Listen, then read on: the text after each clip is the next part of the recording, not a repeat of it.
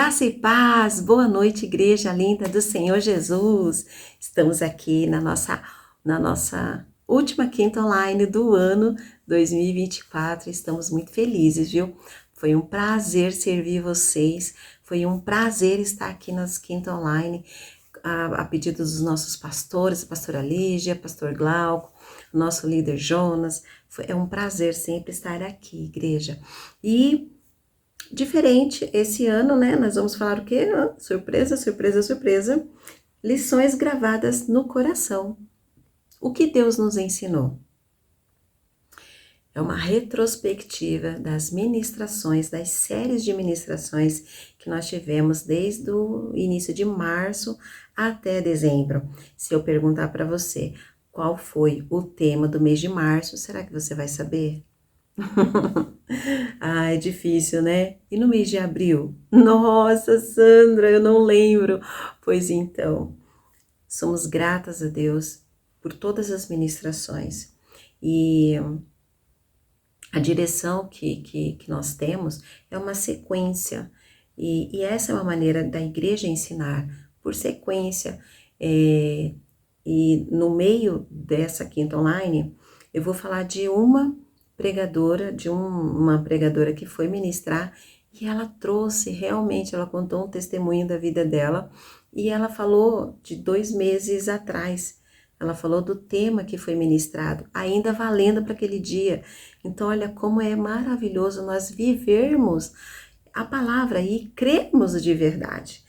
Então, sem mais delongas, porque são 3 meses que nós vamos falar aqui, nós vamos fazer então essa retrospectiva. Então, fica aí conosco, já curte aí o nosso vídeo, compartilhe também, vai ser muito gostoso. Vou fazer aqui vou trazer algumas informações, trazer algumas situações que aconteceram, para que fique tudo fresquinho aí no seu coração, assim como aqueceu o meu e ficou também no meu coração. Então vamos orar? Pai querido, Pai de amor, nós te damos graça, porque sabemos que o Senhor tudo que faz porque tem um propósito. Nós cremos que a retrospectiva, Senhor, dessas ministrações que foram dadas, Senhor, durante o ano de 2024, teve um propósito, e o Senhor quer nos lembrar o que você aprendeu, filho, você colocou em prática. Senhor, no nome de Jesus, que o teu Espírito Santo então venha aquecer o nosso coração, para que nós possamos nos lembrar destas ministrações e contar testemunho daquilo que nós vivemos dentro de cada ministração, ou que ainda vamos viver, porque nós cremos que a tua palavra não volta vazia. Então fica conosco, eu já peço, Deus, em nome de Jesus também, que o Senhor abençoe os nossos pastores, pastor Glauco, a pastora Lígia, abençoe o Wesley, Senhor, abençoe, Pai querido, cada liderança aqui da Cantareira e aqueles que serão levantados também, Senhor, que seja tudo para a glória do teu nome, Senhor. Nós te damos graça hoje e sempre, e amém, Jesus. Aleluia! Então vamos lá. Sei que você está muito curioso para saber qual foi o tema do mês de março. E se você não correu lá na playlist do nosso Spotify, então eu vou dizer para você que foi chuvas de bênção. Aleluia, não é? E o nosso tema, o versículo, né, base, que nós vamos estar aqui lendo, está no livro de Mateus, capítulo 6, verso 33. Então diz assim, 33... Portanto, ponha em primeiro lugar na sua vida o reino de Deus e aquilo que Deus quer, e Ele lhes dará todas as coisas. Então, para que nós possamos viver isso, é necessário nós colocarmos Deus em primeiro lugar na nossa vida. Buscai o reino de Deus e a sua justiça. Colocar Deus e buscar toda a sua justiça, porque nós fomos justificados. Então, vamos colocar em prática tudo isso, amém? E o texto que o pastor Glauco usou foi de Colossenses, e aí eu quero ler aqui com vocês Colossenses 3, A partir do verso 1, não vou ler ele todo, mas eu vou ler alguns versículos. Vocês foram ressuscitados com Cristo. Isso quer dizer o quê? Uma nova vida. Isso mesmo. Para que nós possamos viver estas chuvas de bênção, nós temos que nos apropriar dessa nova vida, tomar a mesma força. Ah, esqueci que eu tenho uma nova vida. Então se lembra aí, meu irmão, vamos praticar isso em nome de Jesus, amém? Continuando, ponham seu interesse nas coisas que são do céu, onde Cristo está sentado ao lado direito de Deus Pai. Pense. Será que nós estamos colocando os nossos pensamentos nas coisas que são do céu? Onde Cristo está? Olha só, é uma boa pergunta, né? Não precisa responder aí no chat não, viu? Não precisa, fica para você em nome de Jesus. E olha só, no verso 2 diz assim, pensem nas coisas lá do alto e não nas coisas que são aqui da terra. Porque vocês já morreram e a vida de vocês está escondida em Cristo, que está unido com Deus. Então, nós já morremos aqui para este mundo. Por isso que Paulo adverte aos colossenses e a mim e a você a pensarmos nas coisas do alto. Será que lá no alto eu vou me preocupar com a conta de luz? Tensa, não é? Pois então, vale mesmo uma reflexão. Porque nós estamos muito cheios. Eu vi uma ministração da pastora Nívia Soares. Ela falou assim, você tá cheio do quê? Você tá cheio de informações, de corrupção, você tá cheio de informações que estão inflamando o seu coração, deixando você irado, com ódio, com indignação. Você está se enchendo de informações, como que, enfim, de informações que não vão te edificar a sua vida. Muitas das vezes nós pensamos em tudo, menos nas coisas que são do alto. É só nós fazermos uma reflexão muito rápida. Quando você levanta, você pensa em quê primeiro? Não, eu vou orar. Mas o propósito daquele dia, o que você vai fazer para o reino de Deus? Porque eu penso que Paulo, ele acordava e falava assim, hoje eu vou para Macedônia. Ah, hoje eu vou para Éfeso. Vou lá falar, vou lá ministrar. Então, vocês pensam que não é difícil, né? Essa reflexão. E aí a gente fica naquele meio muro, né? Poxa, será que eu tenho que cuidar da minha casa, eu tenho que cuidar do meu marido? E tudo isso é válido. Mas o reino de Deus tem que ser em primeiro lugar. E não sou eu quem estou falando, é a palavra de Deus. Porque Deus, ele promete, quando nós fazermos isso, Deus vai nos dar todas as outras coisas. É Ele quem vai preparar as outras coisas. Amém? Então, vamos lá. Continuando a leitura, tenho aqui o texto no verso 10. E se vestirem com uma nova natureza, essa natureza é a nova pessoa que Deus, o seu Criador, está sempre renovando para que ele se torne parecido com ele. Olha só, quando nós entramos nessa nova natureza que Deus nos dá, ele vai nos renovando dia após dia. Ontem eu mentia, hoje eu não minto mais. Ontem eu fazia fofoca, hoje eu não faço mais fofoca. Ontem eu murmurava, hoje eu não murmuro mais. Ontem eu roubava, hoje eu não roubo mais. Então Deus vai nos renovando. Ontem eu tinha vícios, hoje eu não tenho mais. E aí assim, ó, cada dia vai nos renovando. Isso é importante, porque quando nós fazemos isso, tem uma promessa que o pastor Glauco leu para nós, quando ele ministrou esse texto, que está lá em Ezequiel 34, verso 25, verso 34, 35, vamos lá.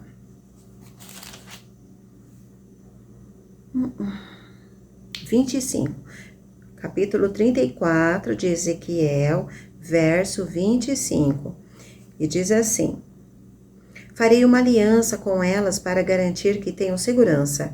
Acabarei com todos os animais ferozes que há na terra de Israel, e assim as minhas ovelhas poderão viver em segurança nos campos e dormir no mato.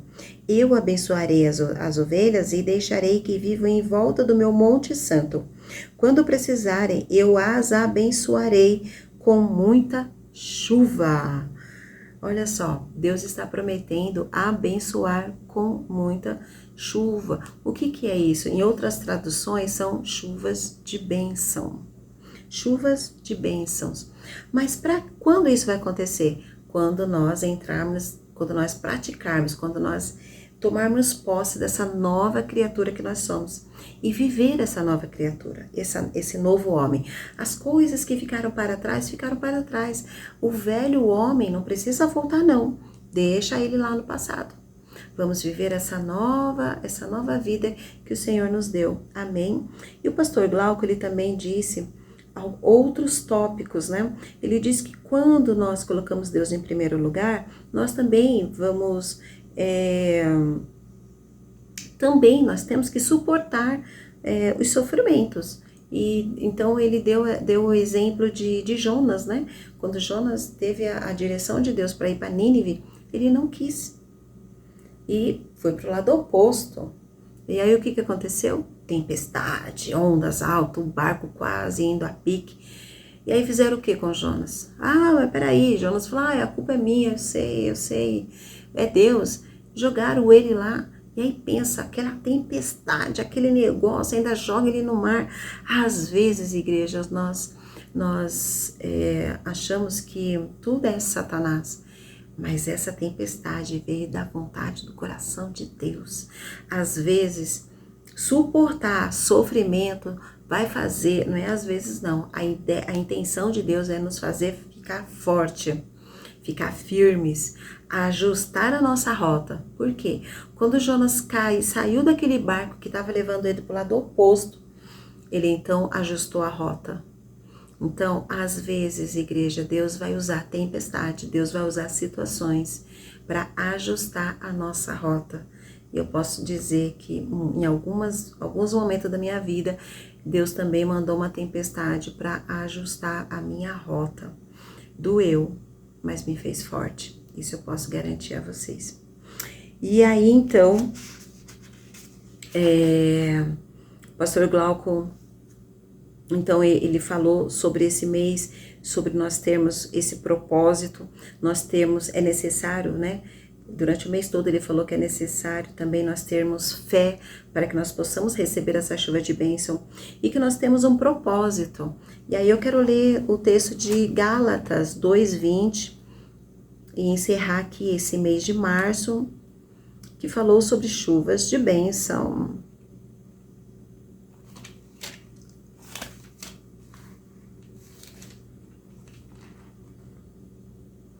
Gálatas 2:20 diz assim: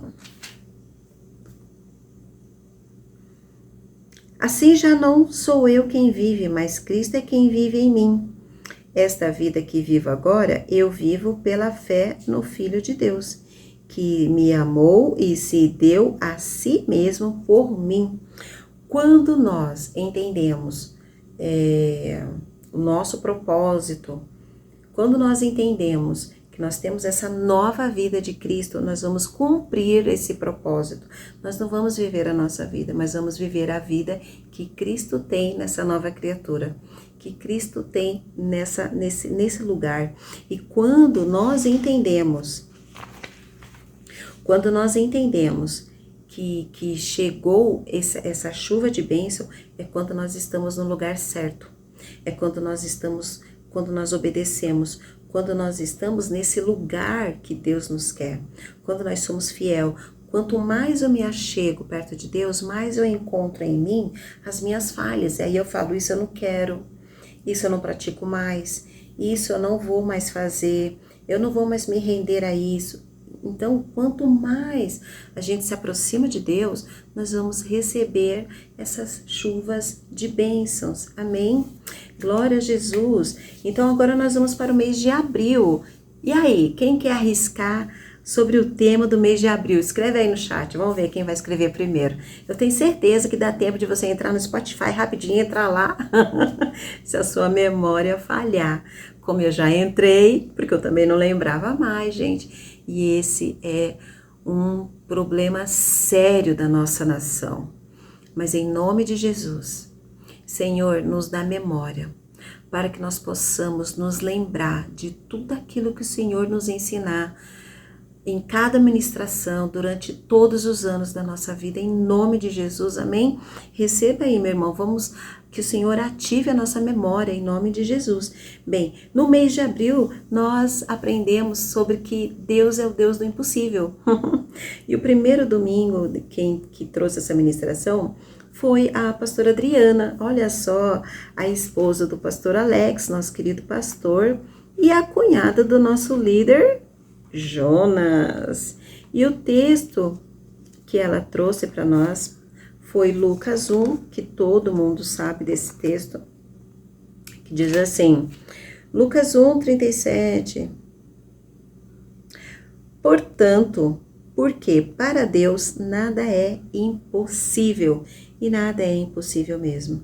E aqui ela trouxe uma ministração, ela trouxe uma pergunta, né? Ela compartilhou um momento com o que ela teve com o filho Benjamin, e ele falou assim, mamãe, será que nós estamos na igreja certa? Será que nós não estamos na igreja errada? E ali então ela explorou um pouquinho isso com a igreja, dizendo que muitas pessoas às vezes pensam nisso, mas aí ela aproveitou essa pergunta do filho e plantou mais sementinhas poderosas lá, porque ela falou assim, olha só, vamos ver se a igreja é certa ou não? Lembra quando você orou, quando nós oramos por isso e Deus respondeu? Ele lembra. Lembra quando você pediu tal coisa e Deus deu? Lembro. Lembra quando... e ele lembra. Então, filho, essa é a certeza de que nós temos, que estamos na igreja certa e que servimos a um Deus certo. E ele, entendi, mamãe. Então, muitas das vezes nós temos essa dúvida, mas traga à memória aquilo que o Senhor já fez. O salmista não. Eu acho que é Jeremias. Trago à memória tudo aquilo que me dá esperança. Se eu não me engano, acho que é Jeremias.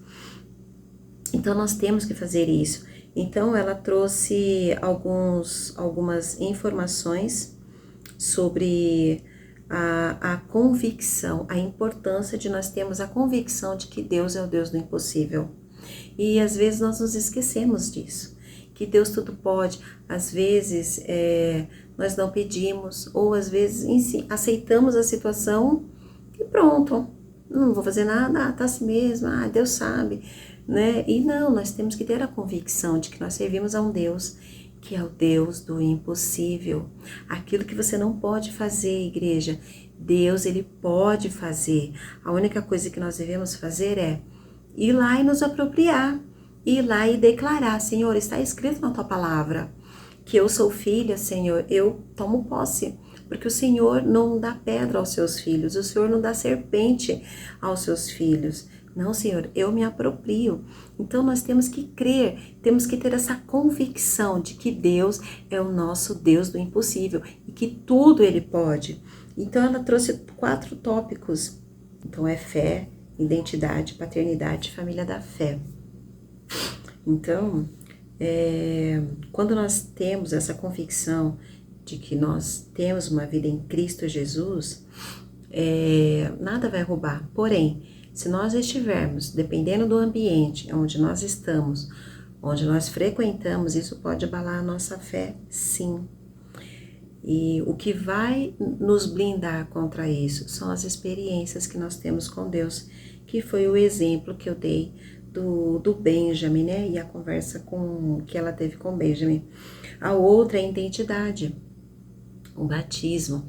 Nós vimos que quando Jesus desceu as águas, Satanás, Jesus foi conduzido ao deserto, né, guiado pelo Espírito Santo, e Satanás estava lá, né? Jesus foi para o deserto, passou 40 dias lá, e Satanás, no final desse período, ele aparece para fazer o quê?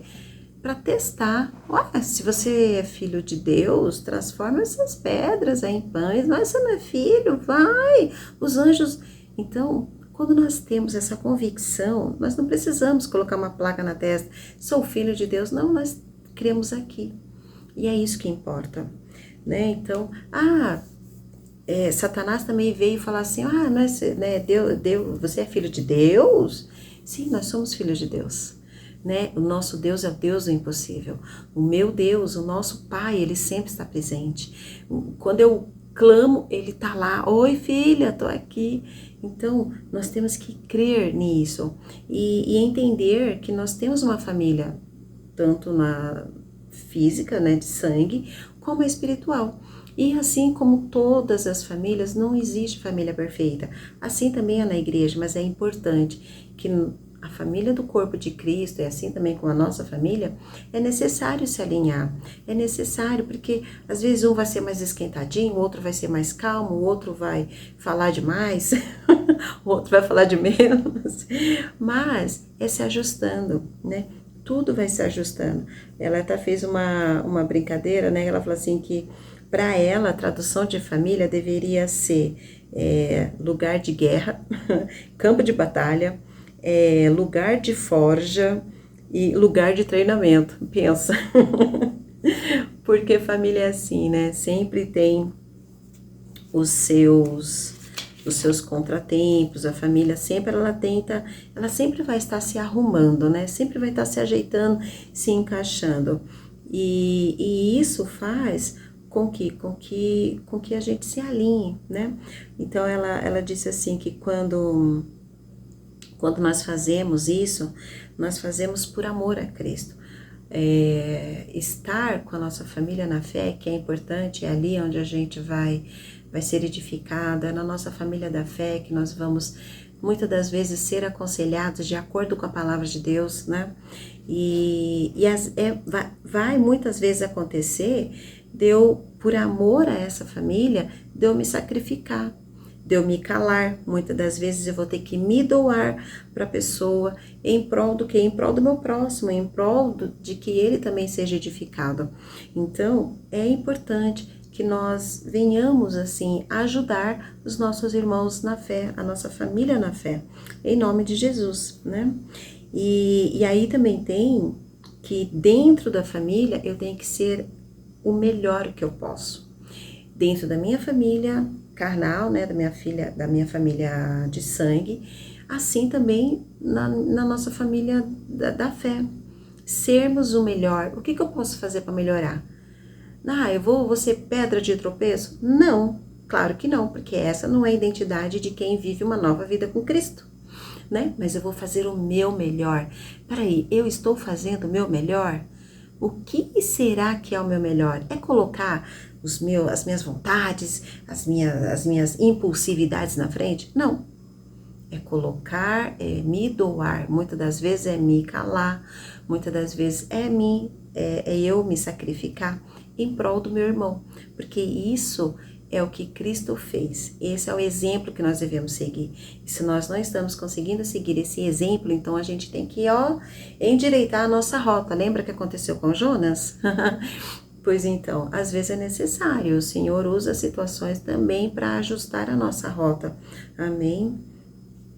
E deixa eu ver o que mais que ela colocou aqui. Tá. Ela fez um comentário que Deus é tão poderoso, tão, tão, tão intenso, que ela não sabia que o bicho da seda produzia o fio da seda. E ela foi então lá no museu e viu isso. E ela falou assim, gente, aquele bichinho meio esquisito, ele faz um fio que é maravilhoso, que faz uma das roupas mais caras. Esse é o nosso Deus. E ela lhe deu vários exemplos da grandeza de Deus, que ele põe as águas do oceano nas palmas da mão. Gente, esse é o seu Deus, esse é o seu Pai. Você tem essa convicção? Se você tem essa convicção, fale com Deus agora. Apresente para Ele aquela sua dificuldade, ou aquele seu medo, aquele seu receio. Apresente para Ele, em nome de Jesus. Eu tenho um texto de Apocalipse que eu amo. Nossa, isso me abriu os olhos assim. No Apocalipse tem um texto lá, depois na igreja eu falo para vocês, tá bom? Que eu não vou lembrar ele aqui. Mas que Deus mandou um anjo na terra. Ele colocou um pé no oceano, o outro pé na areia, na praia. Gente, que anjo é esse que Deus mandou na terra? Você consegue entender a grandeza de Deus? Um anjo desceu, colocou um pé no oceano, no mar, e o outro pé, gente, na areia. Pensa, a gente não consegue ver o final do mar quando a gente vai, imagine. Então, essa é a grandeza do nosso Deus, Ele conhece as estrelas, cada uma pelo seu nome. E já é comprovado cientificamente que existem mais areia, mais estrelas do que grãos de areia. Gente, e Deus sabe o nome de cada uma delas. Sabe o seu nome, sabe o meu nome, sabe o nome da nossa casa, da nossa família. Esse é um Deus do impossível. Esse é o Deus que você serve. Esse é o Deus que você está apresentando Ele para a sua família em nome de Jesus. E antes de eu ir para o próximo pregador, eu quero trazer aqui algumas memórias, recordar a sua memória. Nesse primeiro domingo de abril, nós tivemos o batismo. Pois então, tivemos o batismo, foi maravilhoso lá na nossa igreja, né? Tivemos o batismo, tivemos os nossos irmãos lá descendo as águas, né? Confessando Jesus Cristo como seu Senhor, como único e suficiente Salvador também, né? E aí no mês de março, eu queria ter falado isso lá no mês de março, mas vou falar aqui rapidinho. Em março nós tivemos a sala de oração e foi algo tremendo, o pastor Glauco mencionou que foram quase 5 horas de oração, de adoração. E ó, pastor, 2025 nós queremos também uma sala de oração, em nome de Jesus. E aí também, no mês de março, também teve o passeio para o Hop Hari da nossa juventude. Quem estava lá? Coloca aí no chat. Ai, gente, se eu estiver falando sozinha aqui, eu vou ficar tão triste, porque aí depois não vai adiantar vocês colocar no chat, né? Vai ter que colocar nos comentários. Mas tudo bem.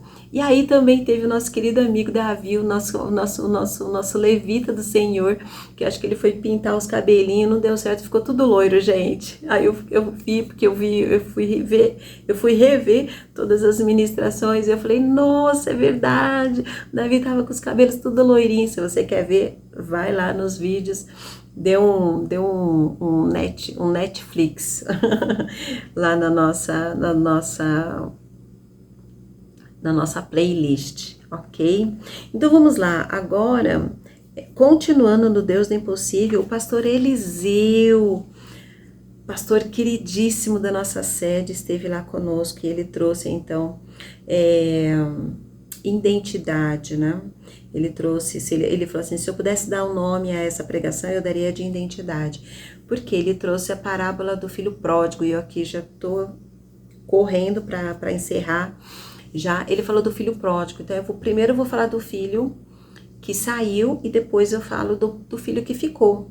Então ele falou que o filho que saiu, ele sabia a identidade que ele tinha. Você sabe a sua identidade? Às vezes a gente fica assim cheia de dedos, né? Para alguma coisa, para pedir alguma coisa para Deus e tal. Mas olha só, aquele filho, ele sabia o direito que ele tinha. Ele sabia que ele tinha direito à herança. Você sabe que você tem direito à herança? Você sabe que o Senhor te fez como rei, sacerdote, como reis e rainhas? Você sabe disso? Pois então, aquele filho sabia de quem era o pai dele e sabia os direitos que ele tinha. E ele então foi junto ao pai. Quando nós não conhecemos a nossa identidade, nós corremos o risco de ser destruídos. Porque é exatamente que isso acontece, né? E então aquele filho, ele vai, é claro que deu tudo errado, mas como também ele sabia de quem ele era filho, ele voltou para casa, né? E quando nós não sabemos essa identidade, essa certeza dentro de nós, nós podemos ser destruídos. O filho que ficou, quando ele chega do campo, ele ouve barulhos de música. E ele então fica sabendo que o irmão chegou, voltou com saúde. Seu pai está alegre porque o seu irmão voltou com saúde. E sabe o que ele fez? Ele nem quis entrar na casa. Por quê? Porque ele não sabia a identidade que ele tinha. E você? Você sabe a identidade que você tem? Vou fazer uma pergunta mais direta. Você tem pedido o que precisa pedir para Deus porque sabe que Ele é o seu Pai e que ninguém pode fazer senão Ele? Mesmo que seja algo grande, Deus é o Deus do impossível e somente Ele pode fazer, meu irmão. Amém? E aí nós vamos então para mais uma ministração, que foi da pastora Jonair. Eu lembro que foi um culto poderoso com a pastora Jonair, e ela pregou sobre milagre, né?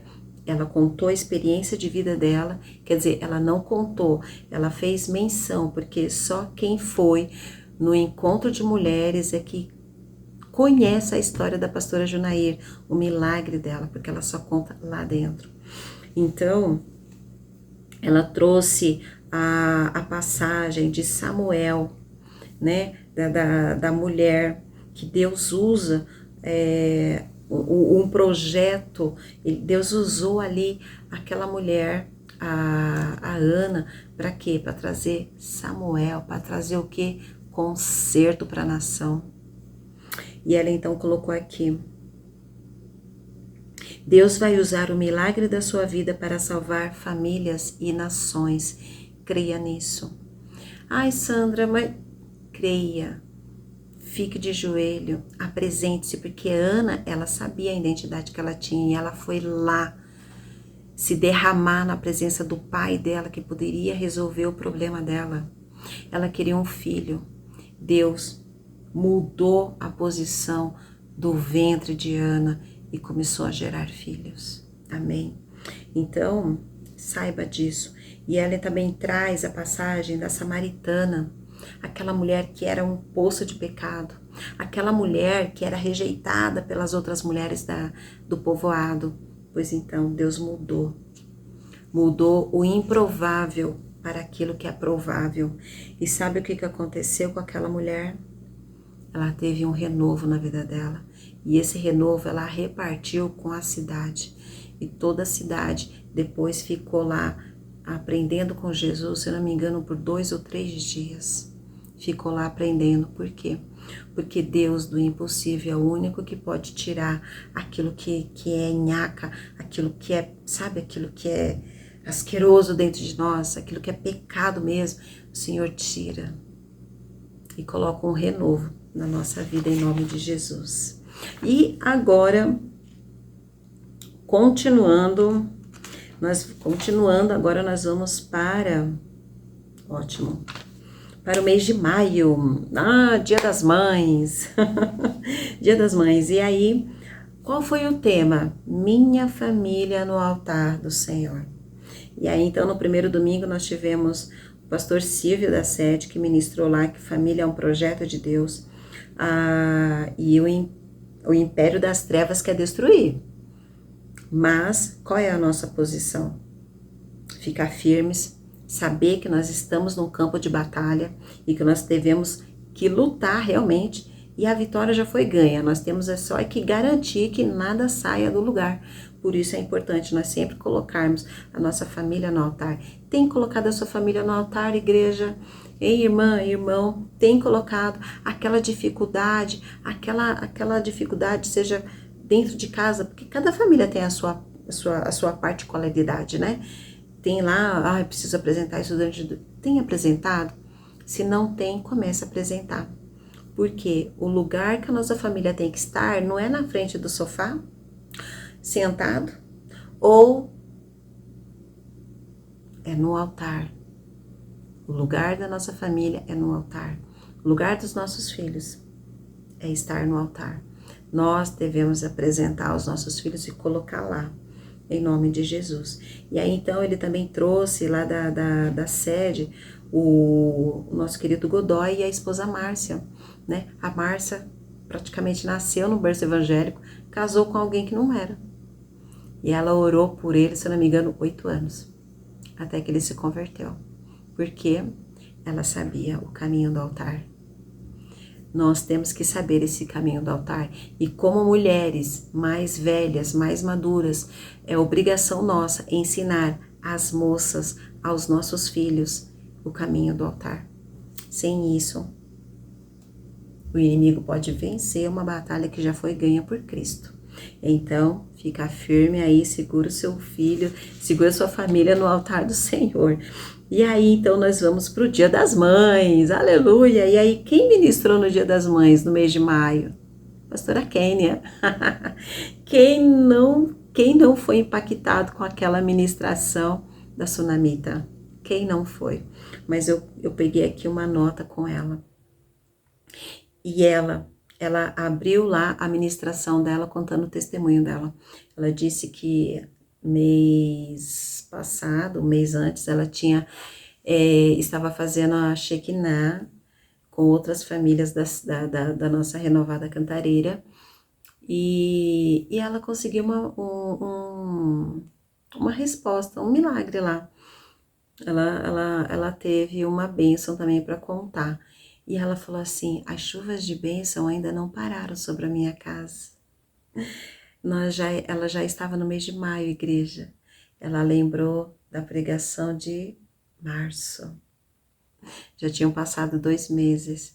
Mas ela falou assim: olha, o Deus do impossível ainda continua derramando chuvas de bênção na minha casa, na minha vida. Ela estava sem uma colocação de trabalho desde 2017 e ela conseguiu.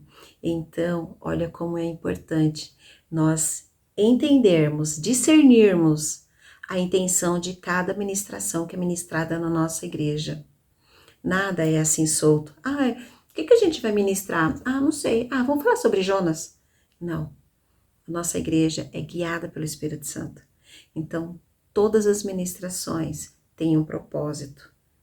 Se nós fizermos como a pastora Kênia, que viveu ali, eu tenho certeza que ela vive assim todos os meses, todos os dias, todas as semanas. Uau, Deus falou isso. Tomo posse. Deus falou isso, cumpriu. Então, eu fiquei impactada com essa ministração. Glória a Deus por isso. E ela, então, ela fala que nós somos soldados de Deus e que nós devemos ter uma vida no altar do Senhor. Uma vida no altar, ela atrai esse poder de Deus para nossa casa, para nossa família. E ela, então, falou de uma mulher que estava no altar, ela tinha uma vida de altar, uma mulher que teve visão, ela teve sabedoria, ela teve amor e recebeu um grande milagre de conceber um filho. O nome dela nós não sabemos. Muitas das vezes nós não precisamos ser reconhecidas, às vezes nós não somos nem lembradas, mas nós temos um Deus que conhece e nos visita. Foi isso que aconteceu com a Sunamita. É isso que nós aprendemos com essa mulher. Deus escolheu você para cuidar de pessoas, para cuidar dos seus filhos, cuidar do seu esposo ou da sua esposa, cuidar da sua família. Uma mulher de joelho pode colocar uma nação de pé. Você toma posse disso? Eu tomo posse disso em nome de Jesus. A Sunamita é uma linda história. E lá nem tem o nome dela, nós só sabemos que ela morava em Sunem, que nem a pastora Kênia mencionou. Mas ela é uma história que de séculos em séculos, a história dela é contada. E aquela mulher sabia quem ela podia ir para ter a solução do seu problema. Ela foi atrás do profeta. Nós temos o sumo sacerdote. Será que nós estamos indo ao sumo sacerdote? Minha irmã, meu irmão, procure. Vá lá, vá pro altar e apresente a Deus a sua dificuldade. Aquela mulher, quando ela pegou o filho dela, colocou no colo, como a pastora Kênia disse, ela colocou nos joelhos, o joelho representa o quê? Ela se ajoelhou, né, simbolizando assim, e ela colocou o filho lá e foi atrás. Mas primeiro ela orou. Eu vou atrás do sacerdote. Nós temos um sumo sacerdote, igreja.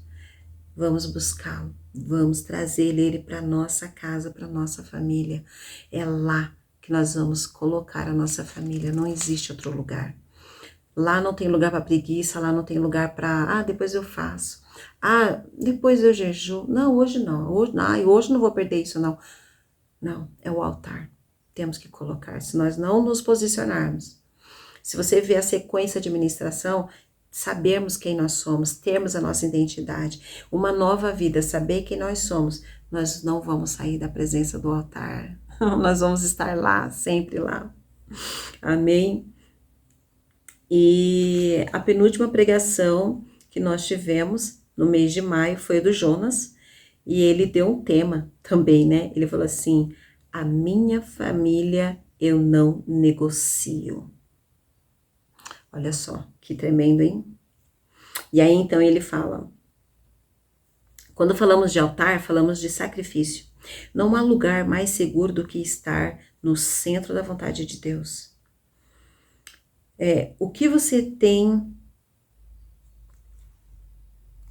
Ele leu um texto aqui em Josué, deixa eu ler aqui, porque é para completar, né?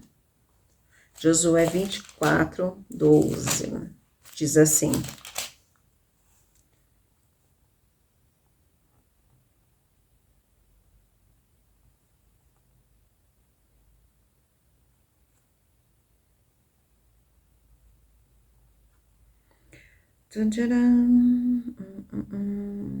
estou chegando lá, igreja.